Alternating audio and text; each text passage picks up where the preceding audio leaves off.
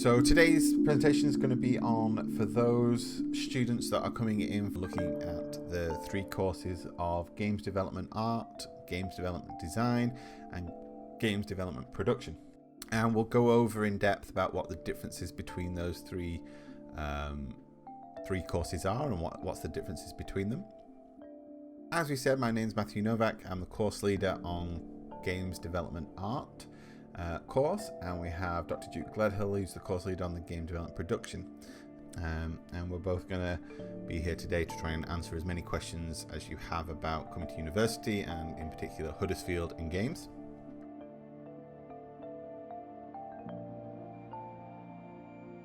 So why would you study games in the first place? Why would you want to study games? So games is very exciting. For a lot of us, it's our hobby. It's the thing that we enjoy the most. Diving deep into a game and getting lost in that world, or getting lost in its mechanics, or being enthralled by its characters, whatever it might be, is that we all like games for different reasons. And wanting to take that passion and bring it into a career is something really that a lot of people want to do, and it's really exciting when you can do that. So what are some of the things that we need to make sure that we have in when we're studying games? And that one of them is to learn both the practical and the theoretical. So a lot of you might be studying games at college, or you might be and within that course you might be doing a lot of practical stuff, so learning 3D, say, so like learning 3ds Max or learning Maya, or you might be learning a game engine like Unreal. And that's great, and we'll continue to do a lot of that practical learning. But to underpin that learning, we need the theoretical. We need to understand why it is that we're doing a particular thing, not just how you build it, but why you build it in the first place. So for instance, we've got a little image from Kyle, which is of a character, and that theoretical underpinning of character design is things like anatomy and proportions and design, shape, language. So if we have that theoretical underpinning, we can apply that practically in lots of different styles and processes. So that's one of the things that's really exciting about games, is that when we build games, we're building it for lots of different audiences, so we need to know how to build things in the right way. As we're learning to study games and game development, we need to have industry relevant skills at the back end of it. By the time you graduate, you need to be able to get a job within the industry, and you need to have the right skill set that industry is looking for. So that's one of the things that you'll hear throughout this presentation, that we focus quite heavily on industry support and industry input onto the course. We also try and make sure that you work with all disciplines, so whether it's art, whether it's design, whether it's production, that you have a clear understanding of the entire pipeline, because it's all well and good being a character artist and building very pretty characters, but how does that fit in with an animator? What does an animator need from you to be able to work correctly, and what does the person putting it into the game engine and the programmers need from you to be able to actually work in the right way? And that kind of comes quite nicely into the entire production process, is that you'll work through game jams and team projects with programmers, you'll work with designers, you'll work with artists, you'll have a whole host, you'll get to understand how each of the different skill sets intertwine to be able to build a game from the ground up. And then transferable skills.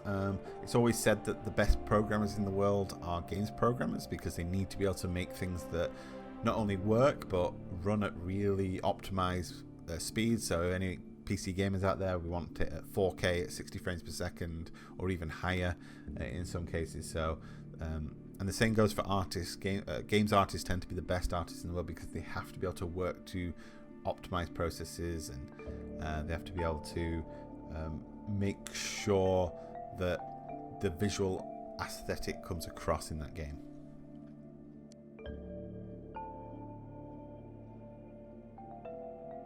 So if you're interested in studying games, here at Huddersfield we are looking for 120 UCAS points. So that's the equivalent, if you're at A level, of BBB, or if you're at BTEC, that's the equivalent of DMM. Or if you're something like a UAL, make sure that it's the equivalent of 120 UCAS points. We also ask for GCSE English and Maths at grade 4 or above, so this is to make sure that you're going to be okay on the course, because there's game development, even if you're going as an artist, it can be quite technical, so making sure that you can be okay with that technical side of things, and then the writing of reports, your dissertation, the academic theory, making sure that you can be okay with that. So as long as you meet those requirements, we're good to go. If you're in a position where you want to try and top up your UCAS points, so we do accept a couple of UCAS schemes. So if you want to look at the progression module, this allows a student to access an extra 12 UCAS points, or we also have the Head Start Huddersfield scheme, which allows you to access an extra 8 UCAS points. There is a link at the bottom of this slide which gives you a little bit more information about all those schemes. So if you're looking to top up UCAS points, it might be worth having a quick look at these.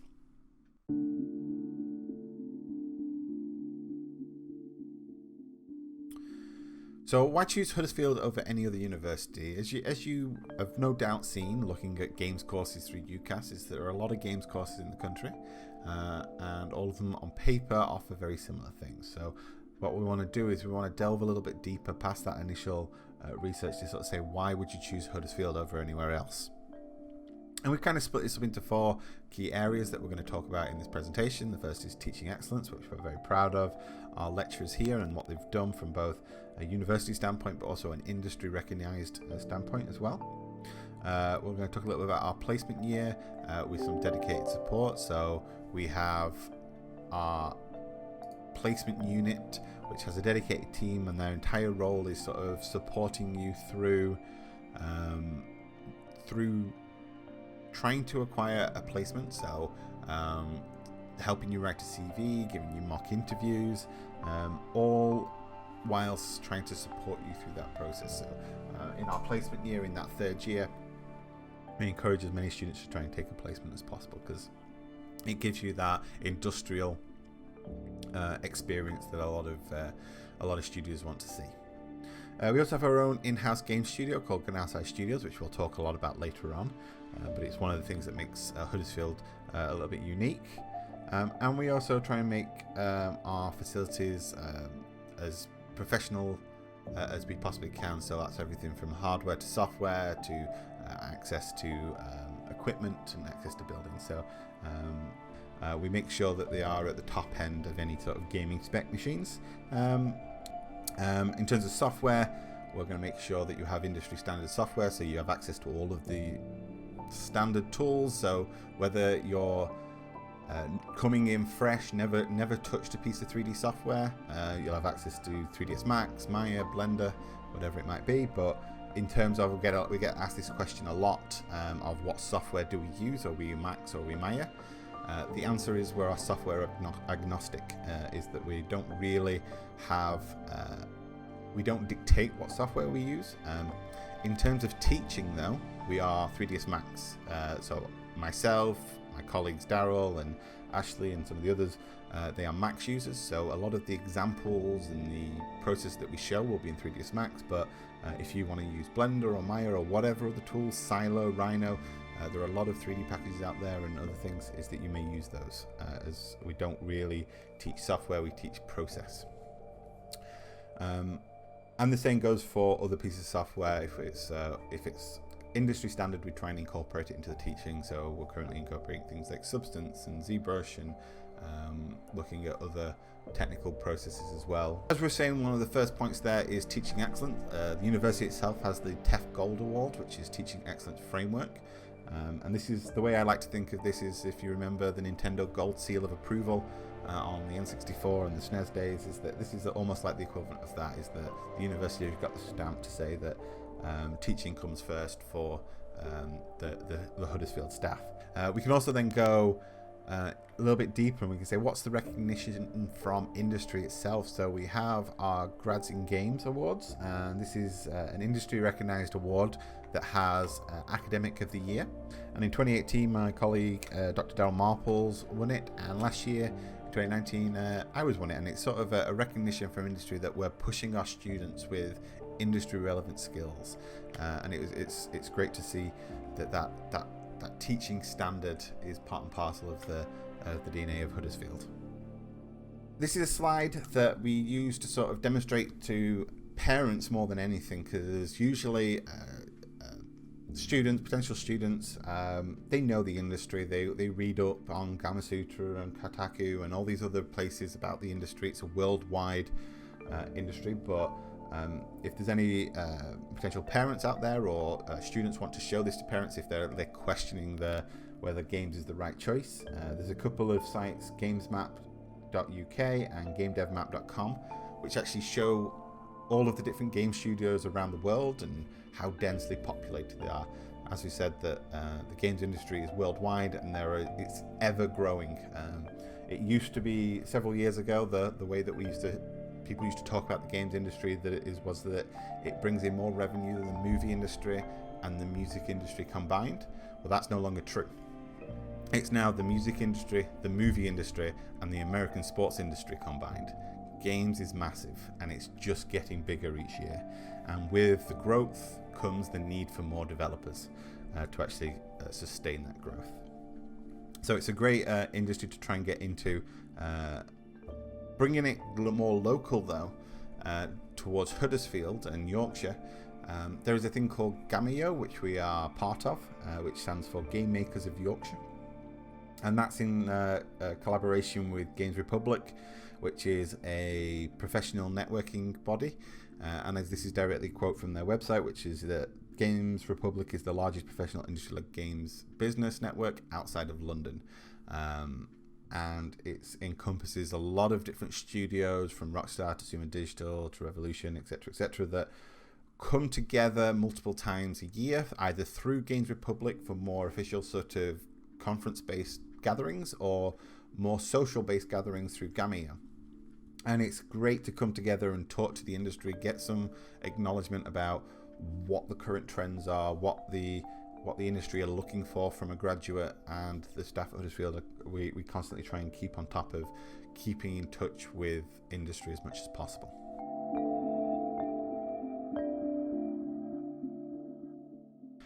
We're going to go into talking about the 3 different courses that we have at Huddersfield, and what the differences are, but all 3 of them sort of share the same DNA of wanting to make sure that you get the most out of the courses, that the industry focus has been put directly into them. So as you go through the 3 years, you're going to start your first year off with learning as many different skill sets as you possibly can, and then you're going to go into second year and you're going to hone your specific skill, and then you're going to go into final year where you're going to try and demonstrate that you're industry ready.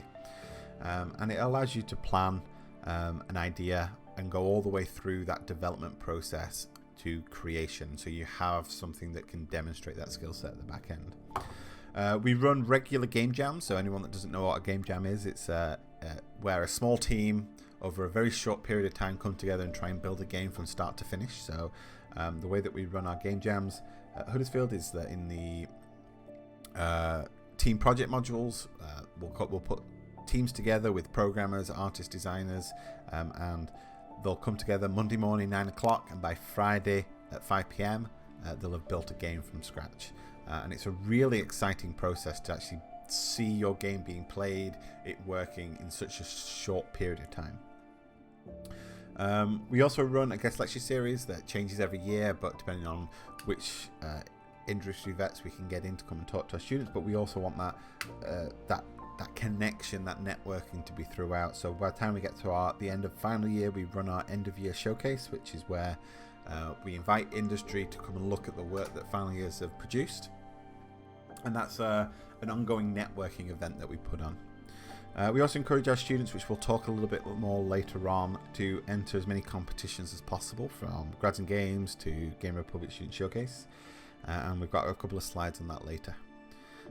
In the top right, you can see we've got these screen skills, and this is an accreditation body that looks at games courses or media courses to make sure that the graduates are being taught the right thing to be work ready. And all of our games courses have this Screen Skills Tick award, so it's something to look out for. So in terms of the 3 courses, we have Game Development Art, Game Development Design, and Game Development Production. What are the 3 differences? The art program. So artists are the easiest one to sort of identify. It's the easiest one to visually show off.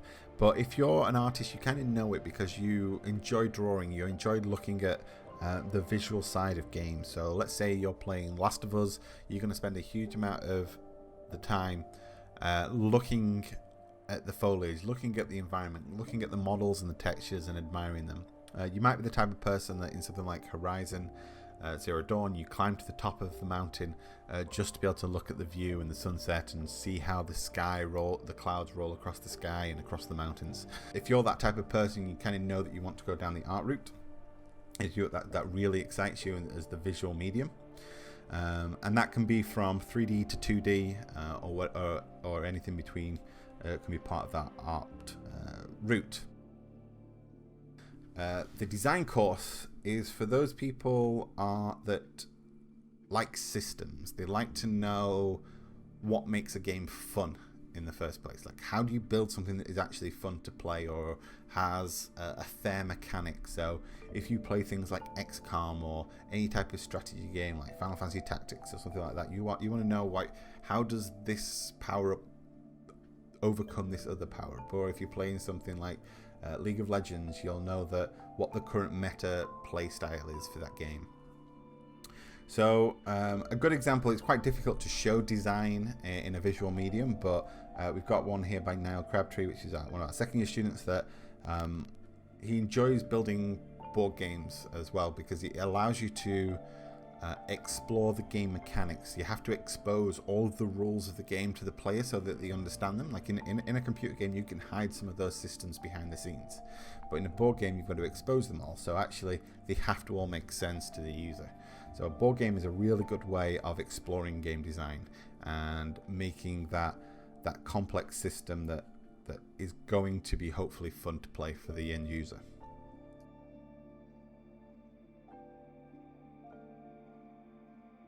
Then we've got the production route. Now this is for those that are a little bit more techie. So let's not say the programmers. So we have games programmers, and they're the ones that are going to be building the systems, going to be building the game engine, going to be building the gameplay. And they're probably going to use a coding language like C++. Production is for those that are between an artist, a designer, and a programmer. There's someone that likes to build out things. So I'd like to refer to the production one as the builders. So we've got a couple of examples. So let's say Reese Kuby here from this image. He's just graduated from our final year, and he's going to be going as a VFX artist. So he wants to know how to make particles work and interact. So the example we got here is he built a system for engines, so ship engines, so spaceship engines. So you can actually, he's exposed a load of particle parameters to the artist, so they can change the color, they can change the size, they can change the way that the engine works and looks. So he's built, using visual scripting, a system that an artist can use to make something look how they want it to look. We've also got maybe like a level designer. A level designer is an interesting one because you've got level artists that want to make a level look as pretty as possible, but a level designer is going to build an environment that works. So they're going to make sure that things like, if you have climbable environment pieces, that it all interacts correctly, or if you've got ladders, that you can actually climb up those ladders, or if, let's say, you're building a first-person shooter like multiplayer game, is that you've got an environment that's going to naturally form corridors and combat zones so that natural conflicts occur, so that you can actually build that that gameplay through the environmental level design. So if you're a little bit more techie and you like that process of building, then maybe the production route. Now the way that we structure the course is in the first year, we're going to teach you basically a whole host of different things, give you exposure to as many different disciplines as we possibly can, because you might come in thinking you're an artist, but then once you get exposed to the more techie side of it, you realize you're a production student. So at the end of the first year, you do have the opportunity to transfer from one course to the other as you find your little niche. And that is part and parcel of the whole process. In first year, it's exposed you to the different disciplines. In second year, it's to develop the skill set in those disciplines. And then in final year, it's get to the industry standard level that you need. Try and find your little niche and demonstrate it to industry. So as a summary, it's practical and theoretical skills.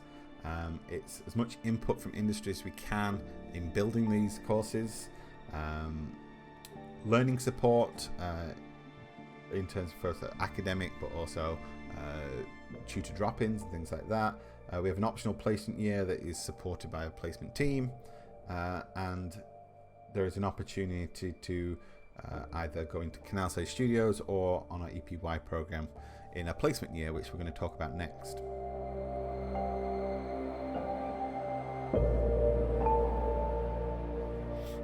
In between your second year and final year, you might go on a placement, and this can be a traditional placement, so you can work with the placement unit to apply for interns at game studios. So we've got some students this year at Sumo Digital and Rebellion, but you might be a little bit more entrepreneurial. So you might be the type of person that wants to make your own studio one day, and so EPY program is based in the Enterprise Hub, and it's supported by business mentors, and it gives you an opportunity to sort of test the waters and see whether you can actually build a studio and make it run successfully. So we've got a really nice example here from the last few years. One of them is Raf, who built a game called Yes Your Grace, and Yes Your Grace has a really nice story because he started it in his placement year. He and a programmer worked together, and in the final year they continued to develop it, but after final year that programmer decided he actually wanted to go off and work in a traditional studio. So Raf was left with the process of trying to continue to work this. So he pitched it to a couple of publishers, and a publisher took it on and helped him hire a team. And earlier this year he released Yes Your Grace. So if you want to go and look up that story, look up that game, you can go to braveatnight.co.uk and find out a little bit more about it. So I'll just show you a little trailer so you can get an idea about what Raf has been working on.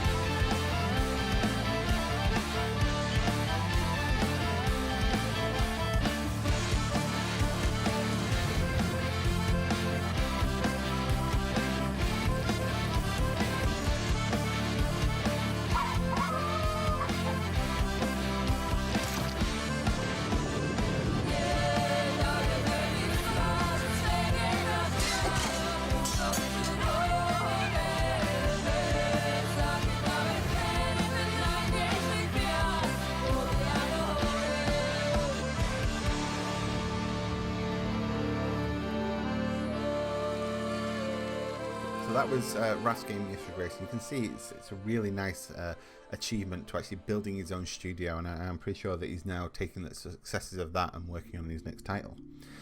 We also have Canal Side Studios, which is our own in-house studio, as I said, and it's a great opportunity for a small group of our students, so from programmers to designers and artists, to work on a commercial title, and this is a paid role. And we've had some great successes in the past, from Pocket Galaxy, which was an iOS and Android sort of clicker, to Flux 8, which is sort of like a platform puzzle game where you play the role of two little magnets, one called Tess, one called Newt, and you have to use your repel and retract powers to be able to navigate this environment. And that's on Steam and did really well and was part of the Yogcast Jingle Jam bundle last year, and actually a bit earlier last month was released on Nintendo Switch. So a really good opportunity to go and look at what some of our students have been working on. Last year they worked on a title called Lads, so Little Awesome Dude, which is a great title, which is in VR, because we always encourage our students as much as possible to explore new technologies, explore new techniques, and the VR title that they wanted to make was really quite interesting, because it was like a game within a game. So you start the game in your mum's basement, and you have to, it's sort of like a sandbox, sort of explore the world, the environment. You can play with some dart, you can play basketball, there's a little arcade machine in the corner. But as you explore, you find these little mini figurines, these little statues, and as you place them on a table, they come to life, and you can then give them orders to go collect resources, and the more resources you have, the more things you can build, and then you can send your little lads on adventures into dungeons and fight creatures, and it's a great little experience that showcases the technical achievement of working in VR. This year's team are working on a title called Mira's Tale, which is a little navigational platformer, we'll call it, where you have to traverse the environment with swinging and gliding. I'll just show the trailer to give you a nice idea about what they're working on.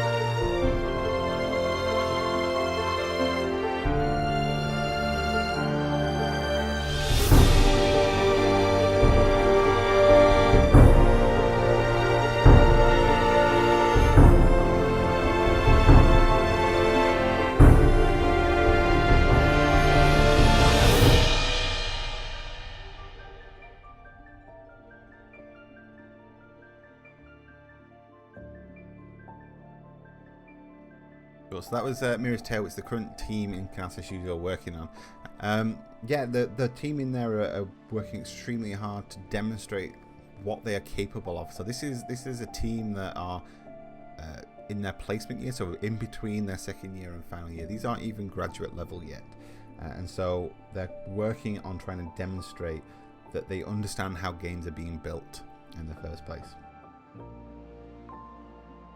And part of the cycle, part of the process of university is that at some point you might need some support. So we've got a whole host of support teams in place to actually help you through the course and through your time at Huddersfield. So anything from technicians that are there to help support with hardware and software, to we've got on the first floor of our building, which is the Spark Jones building, we've got our student support office and student guidance office, and both are there for supporting students. So the way I like to think about it is that the student support office is there for anything to do with the course, anything to do with the university in general, so processes, timetables, room allocation, things like that. And we have the student guidance team that are there for everything from academic writing support, how do you write with APA 6 referencing, all the way to mental health support and sort of getting yourself feeling comfortable at university. So that the team is there to help and support you if anyone needs it.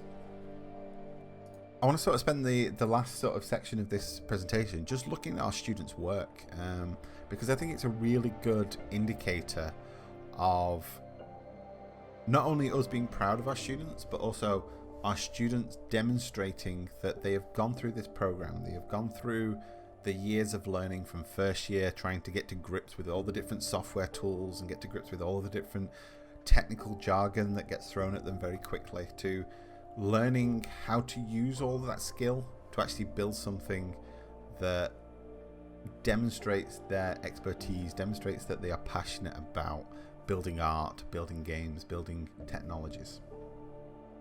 So as I said earlier, I'm going to start off by actually looking at some of the awards, because I think the awards sort of, again, not only showcase that our students are good and they build some really nice things, but industry is recognizing it, because a lot of these awards, especially the ones that they enter, are judged by industry. So we have the Game Republic Student Showcase Award, which happens every year, and this is for the north of England. All the universities put their students forward and the games that they've made, and industry from Rebellion to Rockstar to Red Kite Games and Sumo Digital all come and they judge the different students, the different games that have been made, and sort of say whether they are relevant in different categories. So this year, a team of our students, from programmers to artists and designers, you can see the names on the right there, made a game called Wibble Wobble Wobble, which is a great name to say over and over again. But they won first prize for Best Game Design and Best Team. We also had a team made up of artists and programmers that made a game called Regal Mortis, and that won second prize for Best Team, Best Technology and Best Audio. And a couple of our students, Kyle and Joe, also took the first and third prize for Best Art and Animation. And it's again, this is just an indication that our students are being recognised. So there's a little slide here that shows this particular competition, the Game Republic competition, that's been running since 2009 all the way up to 2020, and how each year more and more of those prizes are being awarded to Huddersfield students. So it's again a nice little recognition. There's also another competition that is run by Grads in Games, the Search for a Star, which is for final years, and the Rising Star, which is for second years, which has a couple of different categories from character to environment to VFX. And that's, again, you can see just by the finalists and the winners how many of those awards are being awarded to Huddersfield students. All of that is just to showcase that our students are awesome, and our students are actually being pushed in the right way to actually impress industry, and at the back end have that opportunity to get that graduate position. So I want to go through and showcase a couple of pieces of art here. This one was from Jack Walker, who wants to be a character artist, so he wanted to focus on character stylization and character sort of look and feel of hand-painted textures. So you can see the shapes, the dynamicism, the color theory of contrast and reflection being put into place here, all being hand-painted as well, which is part and parcel of the process. So you can really see that this character could just be dropped into a game right now, and that was kind of the process of making sure that it was optimized with good topology flow, good texture density. And he kind of applied that to another character he did, which was this blood elf. And you can see here from the topology that it's a really clean, optimized mesh, nicely finished textures, all rigged and posed, ready to go into game. And that's the key important thing that we try and push, is that it has to be game ready. We have other students like Connor, who wanted to focus his characters on likeness. So how do you make a character look like a real person? So this is Theon Greyjoy from Game of Thrones. But not only how does it look like the character, but can you then stylize it but still keep that likeness? So he wanted to give it sort of a dishonored sort of characterization, but still keep the likeness present. So this was a really nice challenge that he'd set himself to actually achieve that. And at the same time, he's building other characters for his portfolio that demonstrate other skill sets. So this is making sure that you can showcase some stylization, some stylized characters. So this steampunk bunny sort of character that he did. Now we can go and look at some of Kyle's work. So Kyle, as we said, he won the first prize for the Game Republic award, but his challenge for this one was actually quite interesting. He wanted to do stylization. He wanted to say, can I take an anime style character and can I translate it into a 3D Pixar style character? And I think he did a really good job here of that translation, and actually the readability of the personality of that character really comes through in the final thing. And then he also took that knowledge, that expertise, and he applied it to some others. So this is sort of a character that comes from a D&D type of podcast, but again, you can see the materials, the textures, the form and shape of the characters are all coming through. That underlying theory is really part and parcel of that development process. Then we've got someone like Reese, who's more of our techie person, so he would be someone that would be on the production course, and so he wants to be a VFX artist. So you can see he's building this projectile attack that would fit into sort of a League of Legends style game, and he's not only understanding how it looks and the readability of of the effects, so the color theory, the shape dynamics, the movement. But he's also looking at whether it's optimized or not. So when you see the split 4 screen shot in a second, that's making sure that it's optimized, so you can have hundreds of these particle effects all going off at the same time, and it's not going to have too many draw calls going on.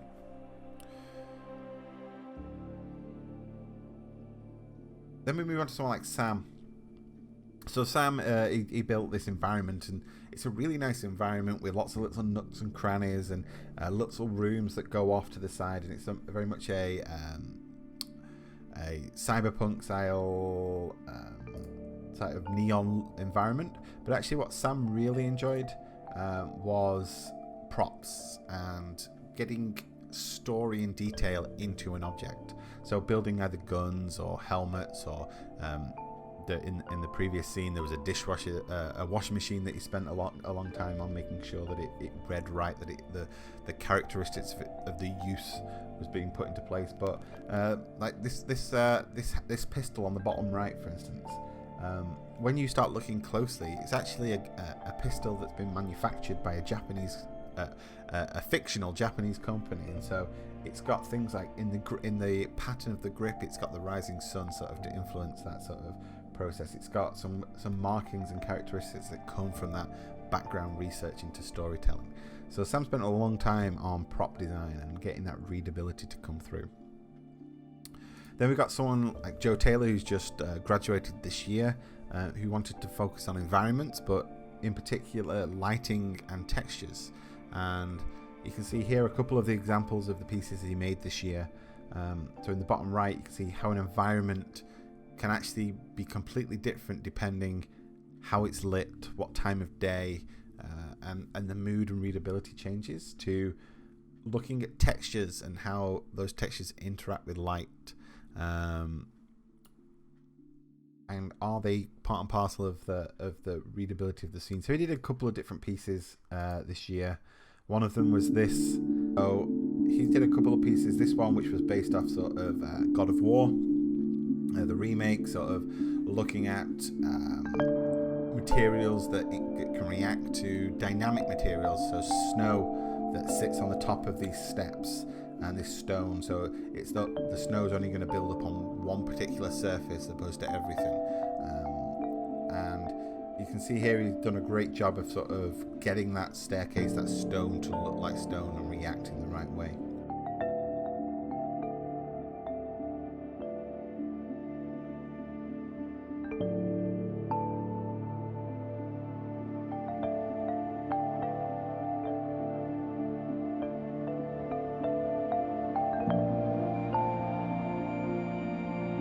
He also worked on another piece in his final year, which was this one, which was based off Last of Us.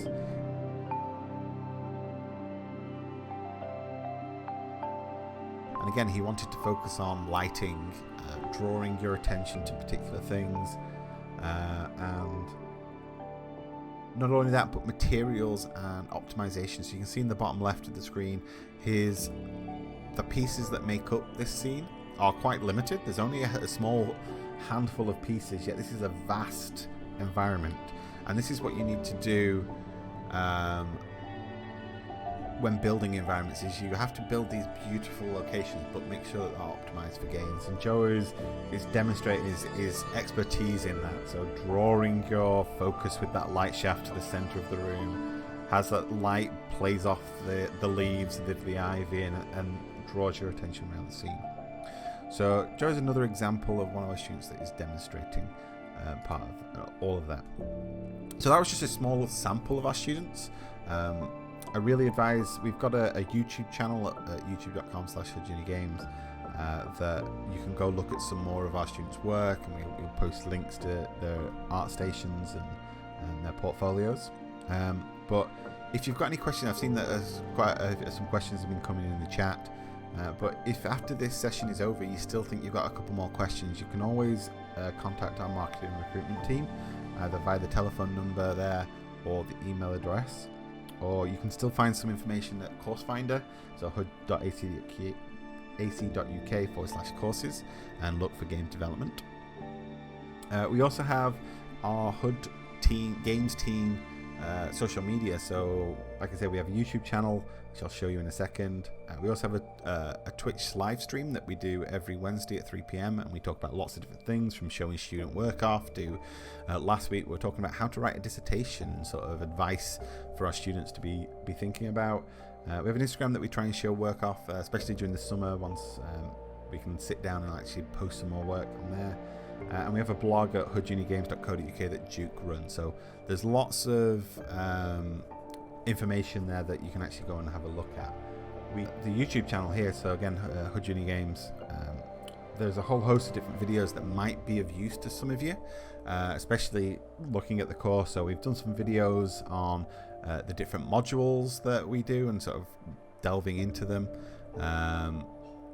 We've got some videos looking at some of the games that they made during the game jams. We've got videos showcasing the awards.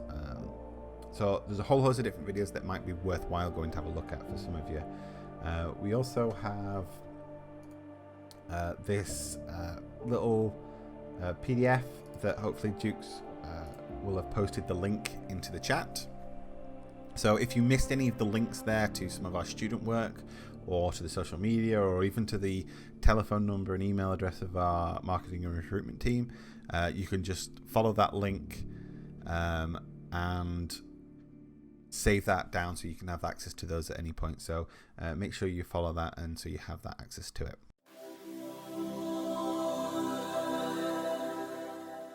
So I'll bring Duke back into the conversation, because I've seen as that presentation was going on, there was quite a few questions coming in. So I kind of want to do a little bit of, in the last sort of 10 minutes or so, Q&A. So try and answer some of those questions. So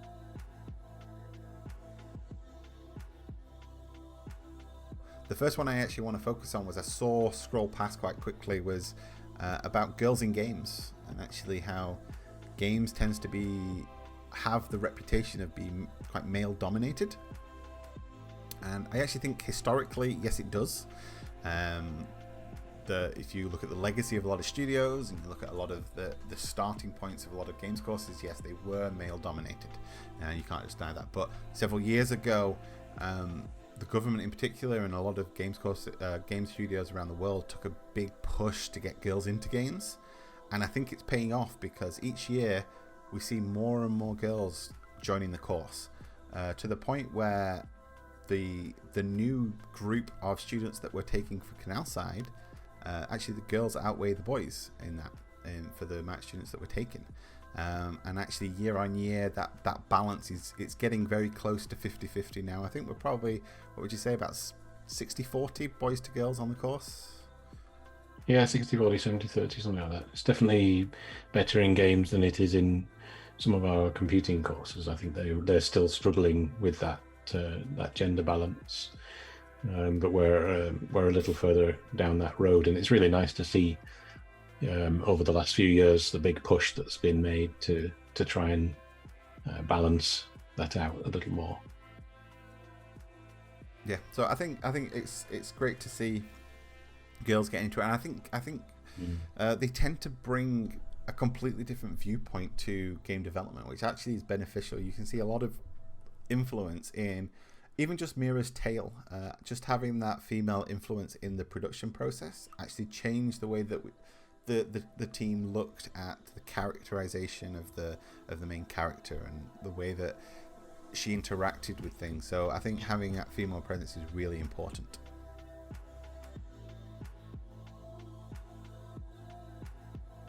We had a late one, George, asking which course is the environment design in? So again, so it all depends on environment design. Usually implies art, so environment art. So I would say that would be the game development art course.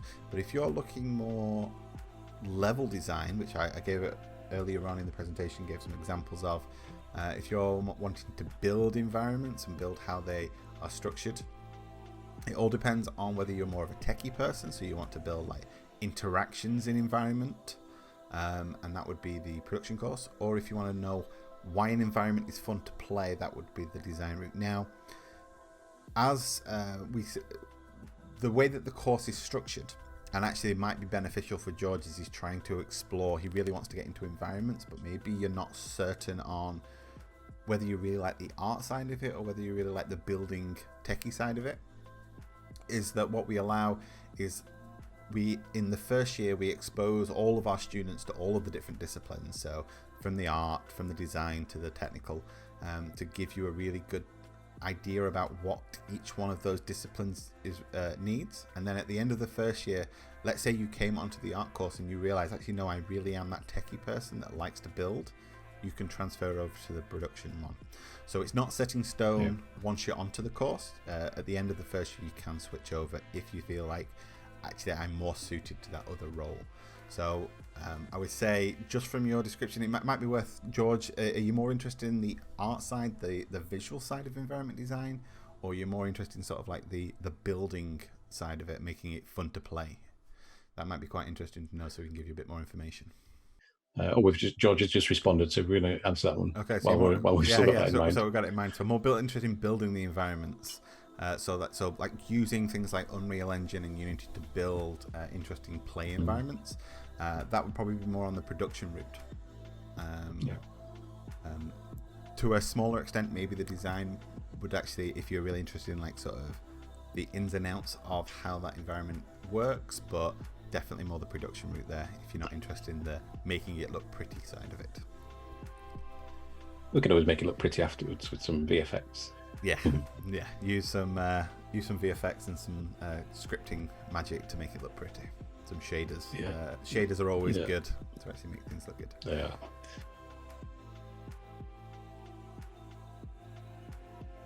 So another one about software. So expectations of capability, prior software knowledge, experience, and things like that, and then maybe some suggestions for over the summer. Prior software. In reality, we start from scratch, so we don't really expect any prior experience because we're going to start from the ground up in first year. Because we'll have students that come from all different backgrounds, so there'll be those that are on games courses right now at BTEC, but there'll be some that are doing A-levels. Let's say they might be doing biology, chemistry, and history, for instance, and then they've decided after their A-levels that no, I really want to get into games. So we're going to start from the ground up for everyone, but we're going to move quite quickly. So what we always say is that the more experience and the more practice you can have, the easier the transition is going to be. So if you're an artist, I would advise you to go and download Blender, which is a free 3D package, or go download ZBrush Mini and practice sculpting, or Krita and practice 2D painting. Or if you wanted to get into so George, for instance, if you like building environments, go and download Unreal Engine, which is free, and start practicing building levels already. Because the more practice you have in those pieces of software, the quicker it will be to actually get up to speed and follow the theoretical side of it. So hopefully that answers your question of, we don't really expect anything, but we would anticipate that you're interested enough in this field to be practicing already and playing around with these tools.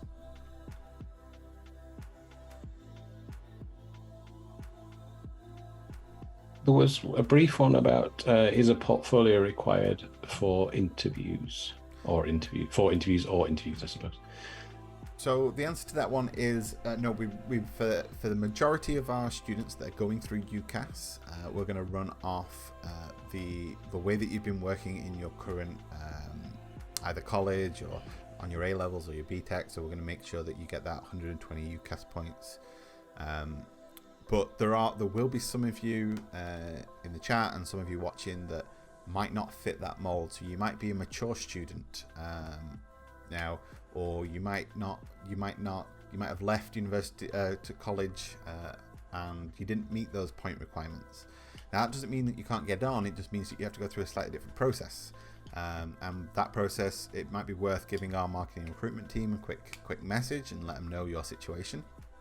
And that process might require an interview and a portfolio to see whether you are passionate about this. Are you working already to build environments and characters of games that you can demonstrate? And that was where your portfolio will come in to place if you don't fit into the default, into the normal UCAS entry requirements.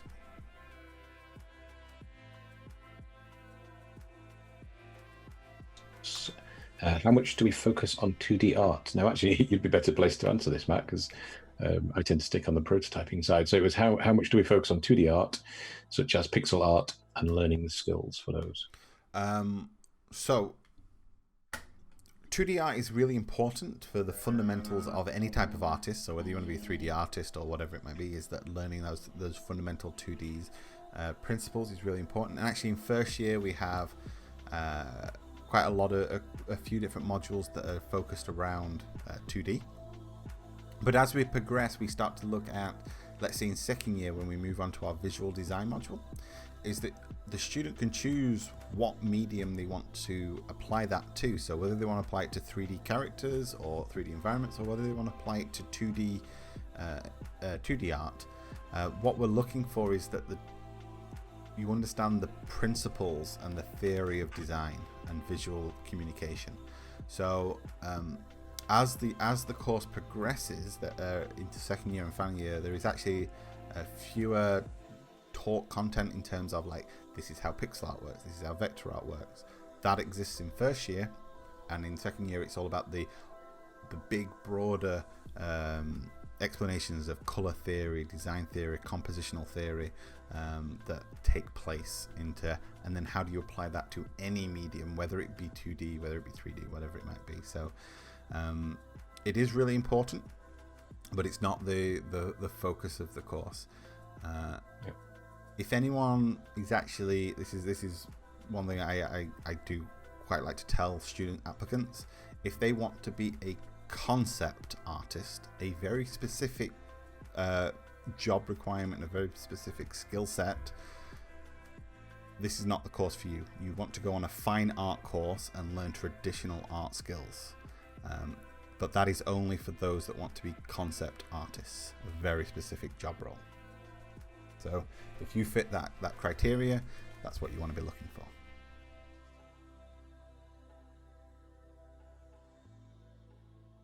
So there was, Lily asked, do we get software licenses for when we need to complete assignments at home or no access to labs? So you can see my response just talking about there being, sometimes the software is free, sometimes there's an educational license, and sometimes there's a free alternative. So my example there was ZBrush, but I couldn't remember the name of their new mini sculpting tool. A ZBrush Mini. Is it? That's a good name. You can it. But essentially, yeah. So Lily, to answer that question verbally, is that as much of the software as we possibly can, the university will either provide, or there are free versions. So for instance, Autodesk with Maya and Max for 3D software, if you have a university email address, you can sign up to their student program, which will allow you to download their software for free and use at home. The same goes for other pieces of software like Substance, is that there is a student version available, and some of the pieces of software that we can't really supply ones for at home, we're actually working on for this year. So ZBrush, we're working at trying to make our license server available for students to work at home from. So that's part and parcel of what we're trying to do because of the current situation of being more at home. We're looking at how we can open up those licenses a little bit more. Usually our answer would be that we have full facilities at the university, so you can come. We have dedicated labs for students to use either throughout the day, or we have our 24-hour lab which you can use at night if you wanted to come and use those ones. I can see here what sort of Wacom tablets we're using. So in the dedicated lab for games, we have the 20 Cintiq. 20-inch Cintiqs that are in there. So they're the big screens that you can draw on. But inside of the individual classrooms, we're going to work on just the normal Intuos Wacoms, the small A3 style, A5, I think. A5 style one, wrong way. Not so they're the ones that we have to either lend out from the technicians, or we'll bring to class to use in as much as we can. So that's essentially what we'll be using. I think, Matt, if you go back to the software for a second, I think now Adobe works at home, doesn't it, through the home use program? Yep. They can log in from home, and also Office, because we as a university, we use Office 365. So once students are logged in, there's an option to download and install Office. So the ones I listed were the full Office suite, Adobe and Autodesk. Yeah, there is. And then there's the free ZBrush alternative, and I think that covered, and Unreal's free and Unity's free. So I think that covers almost everything we use. Yeah, there's when you come onto the course, we'll put a nice list of kind of things that you would want to be looking at and getting installed on your machine, and I would say 90% of it is available to use at home without any purchase. I think, didn't we do a video actually on the YouTube channel about all the alternative softwares and free softwares? I think we did that recently. Yeah, so if you want to check out the YouTube channel, there is a video on software for our students working. And like I say, there are some really good free alternatives. So if you did, let's say you didn't want to use Photoshop, there's a really nice free alternative called Krita, or Blender's getting really good if you didn't want to use Max or Maya. But essentially, software agnostic is that we allow you to use anything that you want to use, essentially, to get the job done.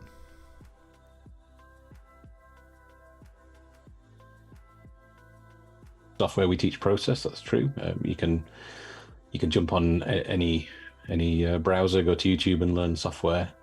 And it's not really about that. It's more thinking about the process, and you can give anyone a pencil and a piece of paper, but learning to draw, there's a lot more to it than that, isn't it, in terms of process and theories. And I mean, it depends on the module, but we go into all sorts of things, from some color theory in an intro that on that side of things, and then for my side of things and prototyping, we're looking at variables and functions, and breaking those down and why we choose different routes. So different routes to create the solution. So it's not really, yes, to begin with, it's here's the button to add an asset to the engine, and this is the button to play the game. But then it's right, well, now how are we going to do the thing we want to achieve? How are we going to get the prototype working from those original ideas, and what's the best way, how optimization and efficiency, and thinking about different ways of approaching problems. But there's a more specific one after that, Matt, about, do we teach him one piece of software, 3D Studio Max, and then experiment at home? Yeah, so the way that we tend to run is that we want to show this theory, we want to demonstrate examples of how you would, how a polygon works, how a normal map works in 3D. And we're going to use more than likely we'll use 3ds Max to demonstrate that, because that's what our teaching staff are familiar with. That's our tool of choice. But if you want to then take that theory and apply it to Maya or Blender or whatever it is, that's completely up to you. It's always up to the student, but sometimes it is easier, if you've never used a piece of software before, to stick with 3ds Max and sort of follow along with the teaching process, just because it becomes part of it. But yeah, we'll be showing that theory, and then you apply that to the piece of software of your choice. Usually in software, especially 3D ones, is that all the tools are identical from software to software. They just might name it something slightly different. So for instance, off the top of my head, in 3ds Max they call polygon smoothing groups, but in Maya they call it hard edges. So it's the exact same tool, but they either call it smoothing or hard, depending on which software you're on.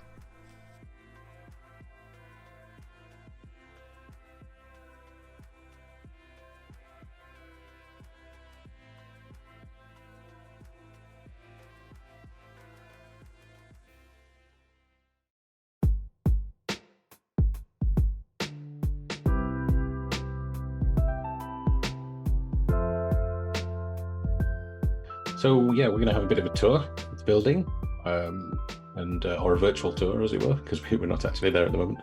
But we would normally start down in our open access lab. So we have a big lab, 60-seater on the ground floor, and that's accessible pretty much 24 hours. So during the day it has some timetable sessions, but at weekends and in the evening it switches to 24-hour or open access, and you can go in there literally anytime.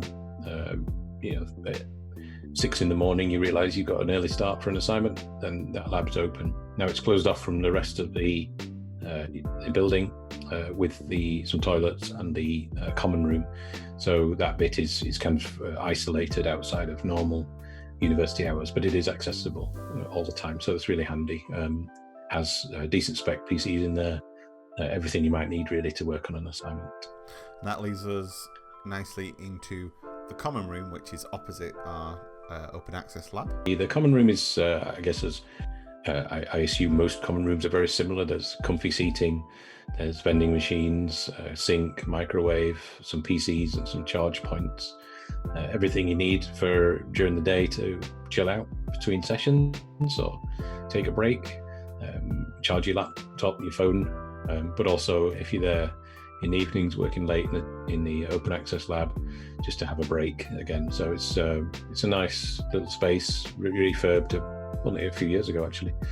So it's a nice place to hang about. Yeah. Down the corridor from our common room and open access lab is our cafe. The campus has quite a lot of cafes. I think they call themselves Huddersfield. And you can, on our intranet, you can, in fact I think it's on our website, you can find all of the different food stations. So you'll find that not all buildings, but lots of buildings, so that in Spark Jones, but the one next to Spark Jones, Hazlitt, they have a cafe as well. And then down to the business school, they have one. There's one in Central Services, and there are others, I don't know them all, there's plenty spread around. Ours is called Weavers because of the old weaving sheds that we have next to the mill.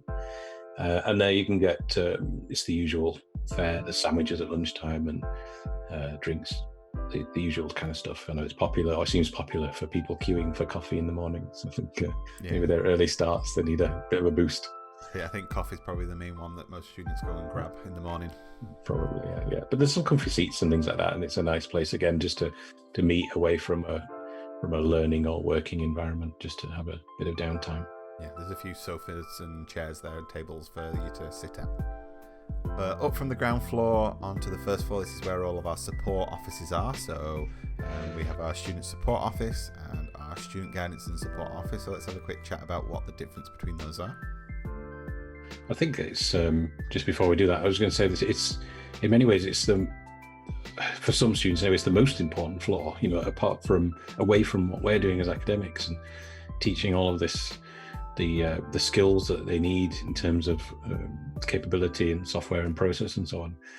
This floor is everything else. So the SSO, the student support office, that's for things like, lost a timetable or confused about some part of the process, the behind the scenes process. Maybe it's wanting to book an appointment with a member of staff or something like that.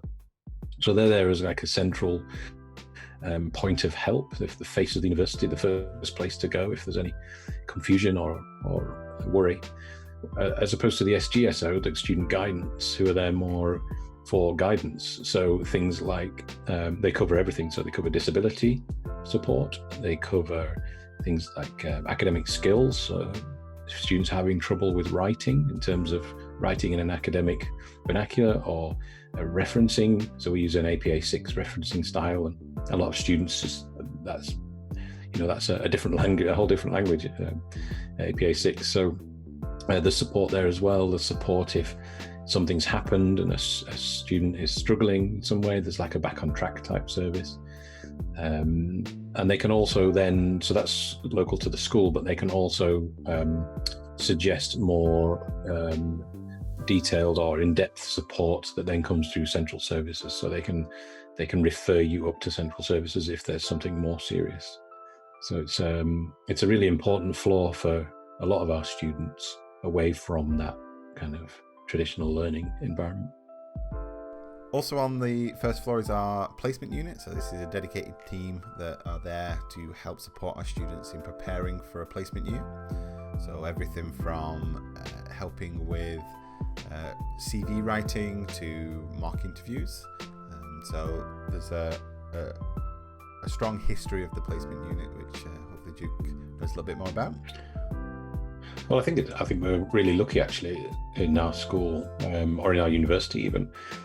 Quite often universities have a central generic placement unit, whereas we're, as I say, really lucky because we have them school specific. So we have a dedicated team. So there's Fran and Dan and the rest of I think there's about 4 of them in there at the moment.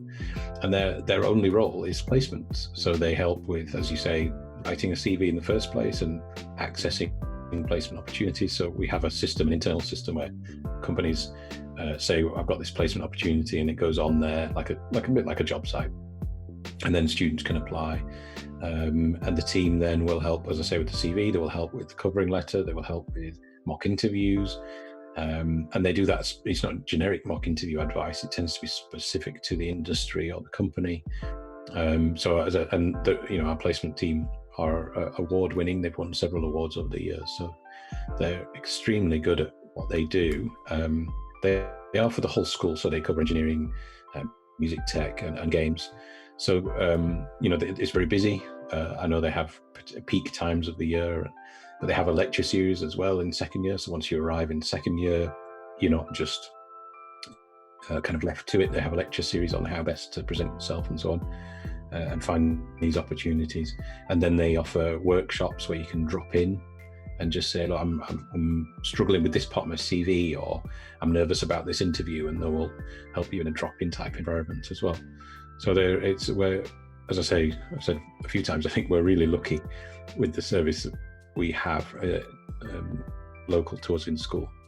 I think the students benefit massively from that. Make our way up the Spark Jones building to the 4th floor.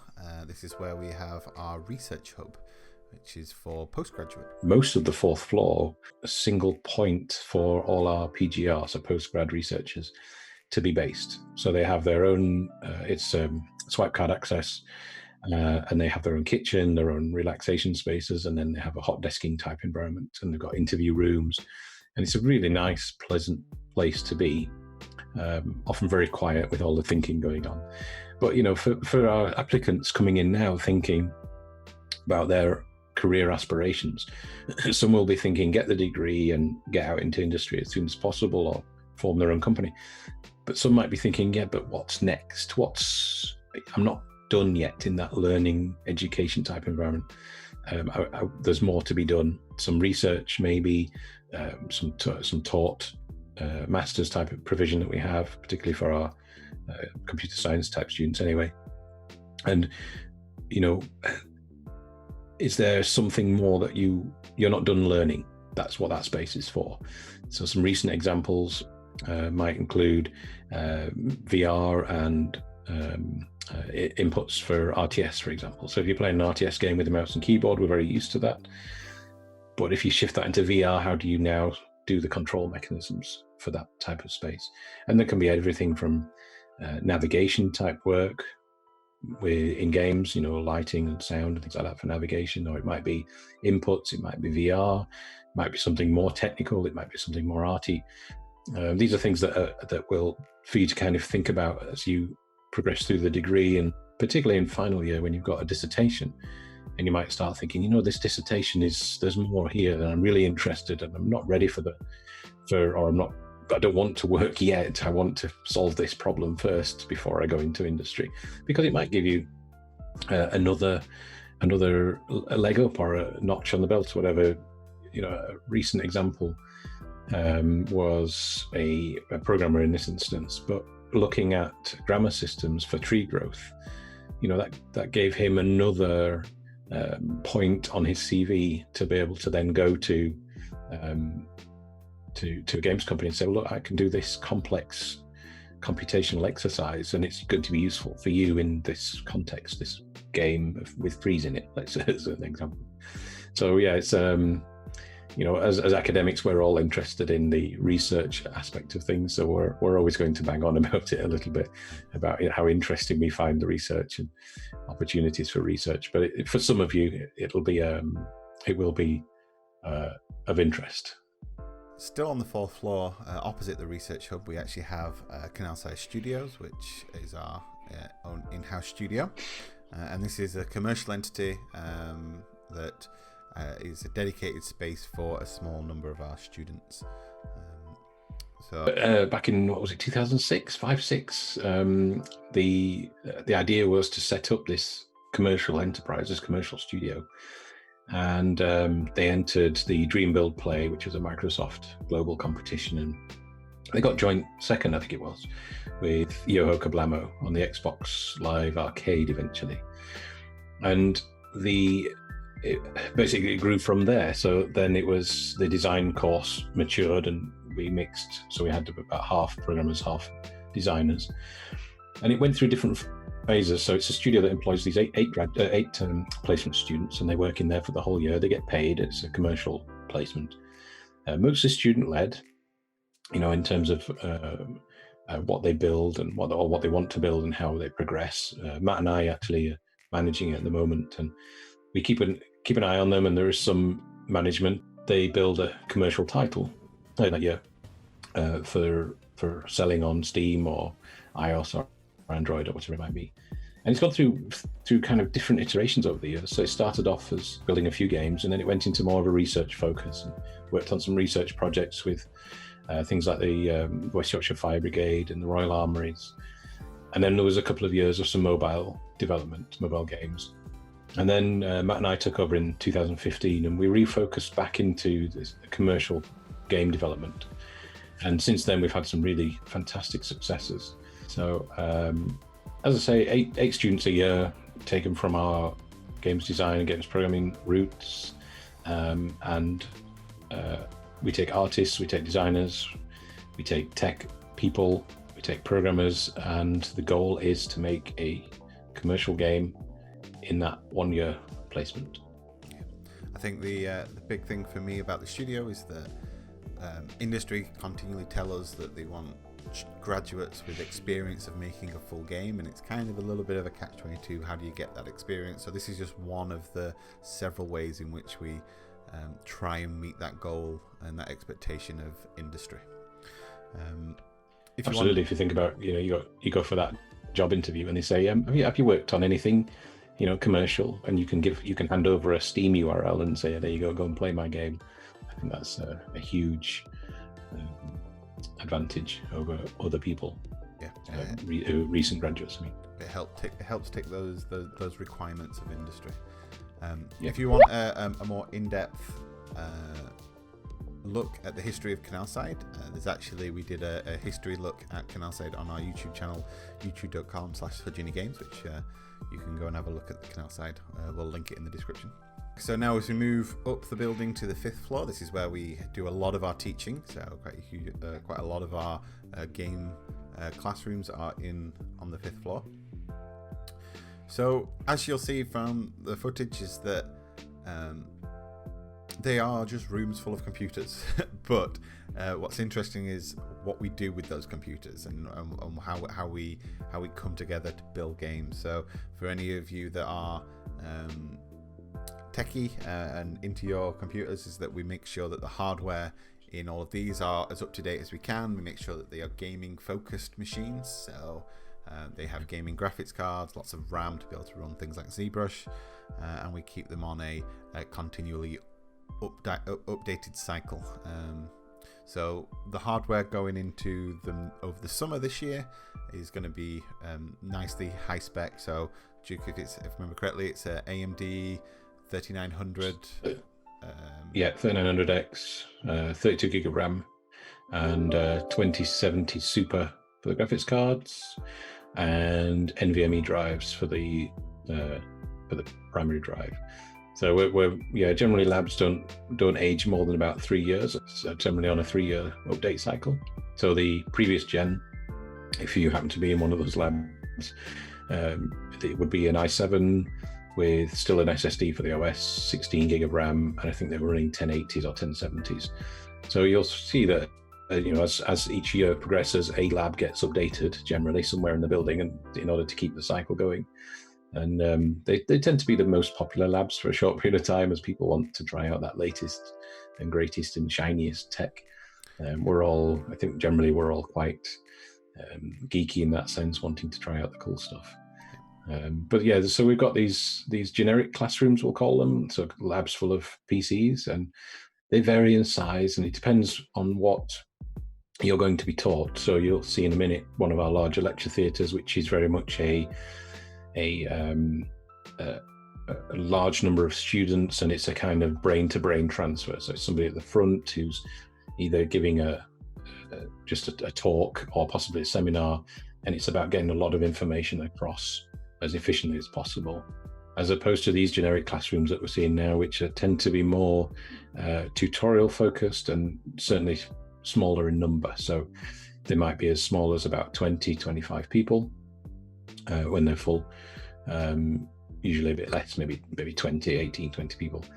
And that's very much a tutorial focus. And then we have some of the larger labs on the end, which they seat up to 40, 50 people, and they tend to be more for things like group work, where there's a larger number of students working in groups. So one of the questions that gets asked a lot is how much time are students going to spend in these classrooms and these lecture theatres? So this is always an interesting one to sort of look at the difference between colleges and universities and how those differ. It's it's good. Something I think we get asked this one on every single open day, I think, by somebody, and it's a good question. You know, how are you timetabled during the week? How much do you see us or the other labs? So for a first year coming in, you would have approximately 12 hours of contact time with us as academics. So you get 6 modules and you get 2 hours per week per module. And that might be split. So it might be a single studio session of 2 hours. It might be, so for example, in my prototyping module, it would be 1 hour lecture and 1 hour tutorial type session. And then there'll be, you know, so depending on how it's running, it might be physical presence, it might be an online presence. So for example, the lecture may be an asynchronous lecture that you watch in your own time, and then there'll be a more real-time tutorial environment later on, be it physical or online. But there would still be 12 hours in the week of contact time. Now, outside of that, contact is up to you. And if you only do the 12 hours, it's going to be a real struggle. You need to put in time for directed and undirected study for every module. So if you are working on a module for a couple of hours in the morning and you've nothing else that day, you know, option A is you just go and play the latest game, and option B is you go and you revisit that work and you explore alternatives or new ideas around that concept that was discussed that morning, and you practice and you experiment and you cement that knowledge. And that is option B, is the one that I think all academics would recommend. You know, you've got to, if you just walk away, it gets forgotten so easily. You need to reflect, you need to reinforce, you need to practice in order to become competent and strong at that particular skill set. Next door to Spark Jones, we have the Hazlitt building, and on the second floor of the Hazlitt building, we have our games lab. And our games lab is a dedicated space just for game students to go. So one of the things that came up several years ago was that we use very dedicated bits of hardware and software, and unlike other schools and other students, is that they can't really go and use the library software because they need very powerful machines. So we put the games lab in so that whenever a student needs a space that's off the timetable, not in a normal classroom, they can go and use those. So in there we've got the same sort of high spec machines that we do everywhere else, and we also have the Wacom Cintiq, so they can come and draw, and it's just a nice dedicated space for our game students to go and work, and it's sort of blocked off from anybody else using. Yeah, it is. It's swipe access, and game students only. As you say, a high spec kit in there, and it's off timetable, so it can be accessed more or less all the time. It does get quite busy, particularly around assignment times, but you know, there's usually space, and you can. It's worth mentioning actually that although this one is there all the time and is off timetable, students can access any lab in the buildings that they want to. We offer our outside of teaching. So if there's no teaching in that room, then just wander in and out, as you know, to use the facilities. But if there is teaching in there, we operate a kind of a red-green system. So if there's just a piece of card on the door, on the window, if it's red, that lecturer is doing something where they don't want to be disturbed. So they might be discussing something particularly important or sensitive, so it might be, and then if that's the case, of find another lab. But quite often it's green, and that basically is the lecturer saying, I am teaching in here, but there are spare machines, and I'm quite happy for people to come in and work quietly on those machines. So Don't think that just because you're not timetabled in a session and everywhere looks busy that you are lost. There's nothing to do or nowhere to work. I think we can say pretty much always will be somewhere. It might be sat in somebody else's lesson if they've put the green card on. It might be in the game lab. If there's if you need that high spec kit there, it could be in the library. I mean, I know you said not the library, Matt, but if they're just doing some research or some writing or something relatively, or even just taking their laptops, there are rooms that they can book out in the library, quiet study rooms for teamwork and things like that.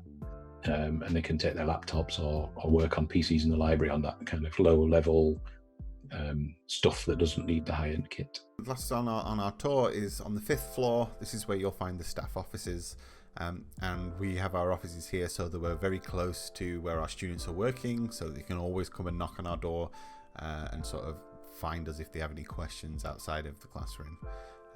And we have an open door policy where as long as we're not busy, we'll freely ask students to just come and chat to us if they've got any problems or issues. Absolutely, yeah. Cool. So that was our tour, and hopefully it gives you a nice idea of what the building is and the facilities without actually being there on campus. But as always, I'd recommend, if you have the opportunity to go and have a visit of Huddersfield, go and have a look at the campus. It's quite a pretty campus with the canal running through it, and it's very close to the town centre as well. So a lot of our students at lunchtime or during gaps in their teaching will nip into town and go for a drink or a bite to eat, whatever it might be. So if you have the opportunity, I highly recommend you come and have a visit. Duke also has an Instagram where he actually takes photos of the campus. And what's the Instagram, Duke? It's Duke at Huddersfield Uni, all one word. So that just as I walk in and out in the morning and the afternoons, if the light's looking interesting, the campus always looks quite beautiful often. So grab some photos as I wander through. Yeah. So if you're not able to get on campus, it's nice to go and have a look at some photos of a budding photographer as he takes some photos of our nice campus.